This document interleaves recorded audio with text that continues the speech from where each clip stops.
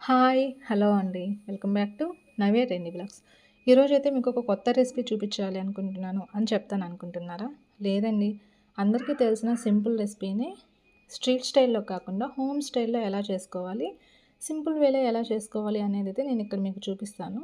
ముందుగా చపాతీ పిండి కలుపుకొని దాన్ని చపాతీలాగా రోల్ చేసి ఒక సైడ్ కాల్చుకొని టర్న్ చేయాలి.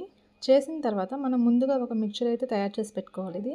అది నేనిక్కడ షూట్ చేయలేదు. ఏంటంటే 3 eggs, sweet potato, salt and pepper powder కలిపి ఆ మిక్చర్‌ని బాగా మిక్స్ చేసిన తర్వాత చపాతీ మీద 3-4 టేబుల్ స్పూన్స్ అయితే వేసి బాగా అప్లై చేయాలి. చపాతీ మొత్తం స్ప్రెడ్ చేయాలి. దీని మీద మీకు కావాల్సిన వెజిటబుల్స్ అయితే వేసుకోవచ్చండి. నేనైతే ఇక్కడ onions, carrot and cheese slices అయితే వేస్తున్నాను. ఎందుకు ఇవే వేస్తున్నాను అంటే ఇవైతే త్వరగా కుక్ అవుతాయి. ఒకవేళ కొంచెం రోస్ట్ అవ్వకపోయినా టేస్ట్ అనేది వియర్డ్‌గా అయితే ఉండదు. మీకు కావాలి అంటే ఇంకా ఏ వెజిటబుల్స్ అయినా యాడ్ చేసుకోవచ్చు. స్ట్రీట్ స్టైల్‌లో కావాలి అంటే కొంచెం కర్డు, మయోనీస్, సాస్ కూడా యాడ్ చేసుకోవచ్చండి. అవి యాడ్ చేస్తే టేస్ట్ అయితే ఇంకొంచెం ఎన్హాన్స్ అవుతుంది. బట్ నాకైతే సింపుల్‌గా తింటేనే ఇష్టం అనమాట.